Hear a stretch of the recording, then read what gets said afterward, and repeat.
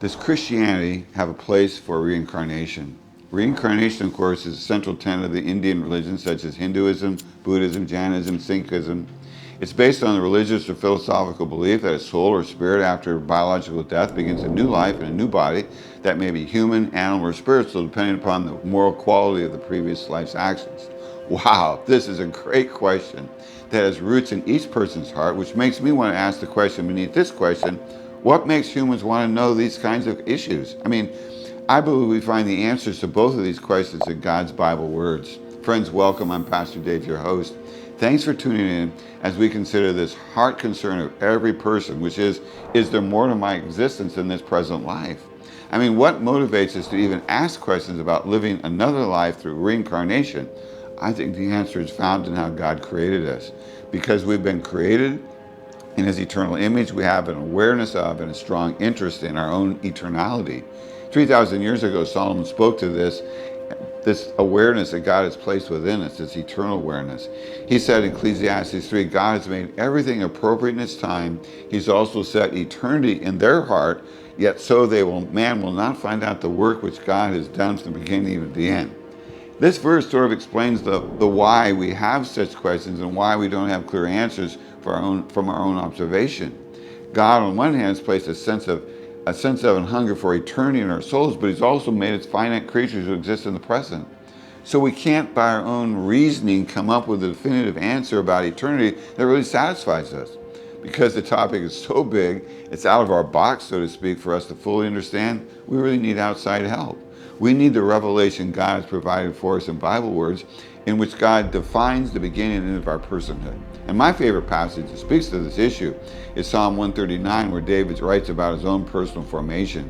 He writes, "O Lord, you have searched me and known me, for you formed my inward parts. You woven me in my mother's womb. I will give thanks to you, for I am fearfully and wonderfully made. Wonderful are your works, and my soul knows it very well.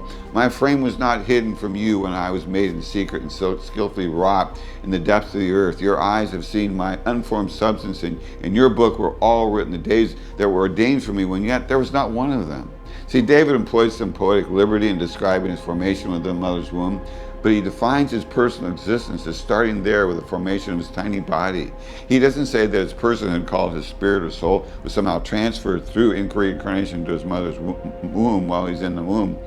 No, David said as a person he was formed there by his conception. That was his beginning point. As a person he says, my starting existence was made in secret and skillfully wrought. Your eyes have seen my unformed substance.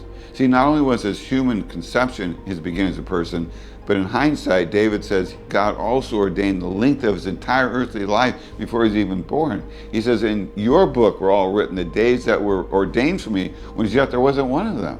So reincarnation, based on the thought of pre-existent spirits that take on different earthly life forms, depending on how well your spirit did in its previous life, it doesn't fit with God's revelation to us about our conception into life.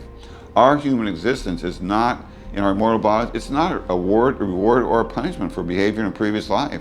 Rather, our human existence is God ordained for His eternal purpose and glory. Now, within God's ordained plan is an end-of-life accountability. But it doesn't lead to another life opportunity or chance to get it right and do better. It leads to our eternal destiny. Hebrews 9 says, "Inasmuch as it's appointed for men to die once, not many times, and after this comes judgment." So we have one human life that starts in our mother's womb, one life within God's ordained plan to prepare for eternity with Him. And when our mortality wears out, we have one physical death that will lead us to face our eternal destiny. See, Christian faith and reincarnation, they both address the intuitive human awareness of eternity, but they simply don't fit together at all. Friends, thanks for watching. Share Bible words with your friends. If you've not yet subscribed, please do so, and let me know if you have any further questions about this week's topic. I'd love to see what the Bible words would say about it. See you next week.